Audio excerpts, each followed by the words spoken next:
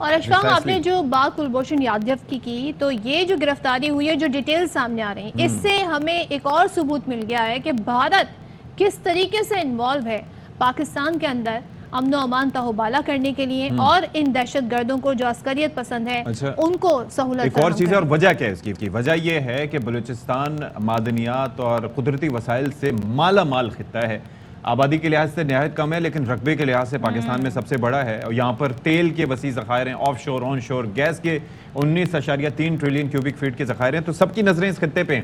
لیکن پاکستان کی جو ایجنسیز ہیں، خفیہ ایجنسی ISI سمیت دیگر ادارے، افواج پاکستان، سب کی نظریں ہمارے دشمنوں کی حرکتوں پہ ہیں۔ صرف ایک بھارت کی ایجنسیز نہیں، بہت سے ملکوں کی ایجنسیز یہاں پر عمل پیرا ہیں، لیکن پاکستان کا کام یہ ہے کہ ان سازشوں کو ناکام بنانا۔ اچھا، ہم جو شروع میں تذکرہ کر رہے تھے کہ گرفتاری کیسے عمل میں لائی گئی، کس طرح سے کاؤنٹر انٹیلیجنس آپریشن کیا گیا، کیا تکنیکی مہارت استعمال کی گئی، بالکل دکھاتے ہیں آپ کو۔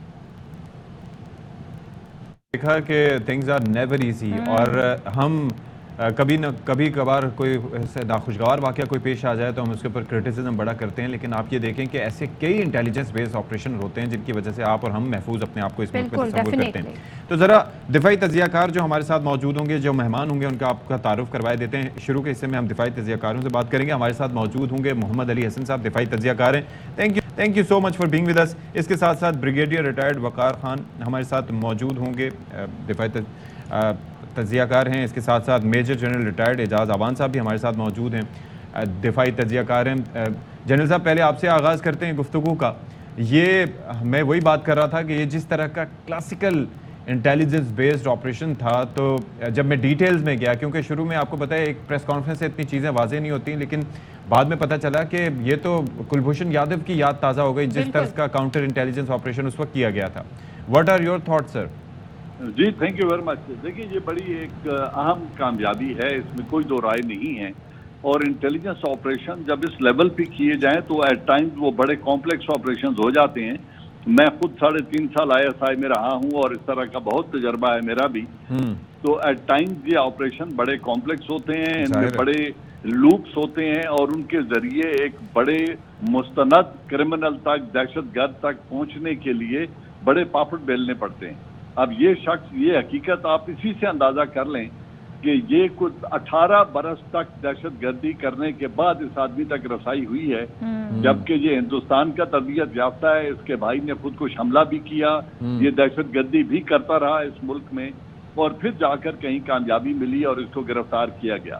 اس کا میں دوسرے حوالے سے، صرف کمپلیکسٹی کے حوالے سے بات کرنا چاہتا ہوں کہ اسامہ بن لادن کو پکڑنے کے لیے امریکہ جیسی انٹیلیجنس ایجنسیز کو 20 برس لگ گئے، تو یہ ایٹ ٹائمز آپریشن بڑے کمپلیکس ہو جاتے ہیں، اور ہمارے ملک میں اور بھی زیادہ پیچیدہ ہیں، کیونکہ ہمارا جو بارڈر ہے جو لگتا ہے افغانستان کے ساتھ، ایک تو وہ بہت دشوار گزار راستے ہیں، پھر ان کی سینکچریز افغانستان میں یہ لوگ جا کر پناہ لے لیتے ہیں۔ اب آپ اسی کو دیکھ لیں کہ اس نے افغان پاسپورٹ لے کر ہندوستان میں گیا، وہاں سے تربیت کی، فنڈنگ ہوئی، اور پھر یہ پاکستان۔ اچھا جنرل صاحب، ایک چیز یہ ہے کہ آپ نے جس طرح سے اس 2 مئی 2011 کے اس آپریشن کا تذکرہ کیا، تو آپ کو یاد ہے کہ وہ تمام تر ٹیکنالوجی، تمام تر ریہرسلز اور تمام تر چیزوں کے باوجود the last there helicopter, stealth helicopter in the process, اور اس کے اندر بھی زندہ گرفتار کرنا کسی کو اور کسی کو مار دینا، دے آر 2 ڈفرنٹ تھنگز۔